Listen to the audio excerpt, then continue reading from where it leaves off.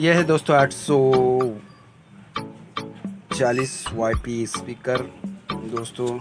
और इसके अंदर स्पीकर जो निकलता है अपना, देखो इसके अंदर यहाँ पर 840 8 इंच लिखा हुआ है, बाकी कोई मेंशन नहीं है यहाँ पर MRP की और यहाँ पर इसका सब रेगुलेशन बताया हुआ है। तो दोस्तों इसको खोल लेंगे और खोलने के बाद बताते हैं कि ये अंदर 8 इंची वाई में कैसा है स्पीकर। दोस्तों इसके अपनी कर लेंगे।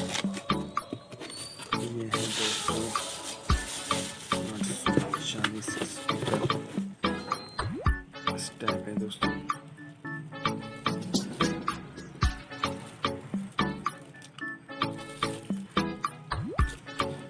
इस टाइप स्पीकर है, ये देखो इस पे मेंशन है पूरा।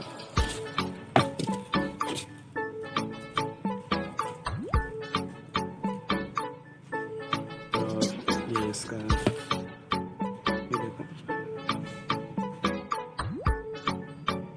वूफर है 8 इंच में, और ये अंदर इसका स्पाइडर एकदम स्मूथ है।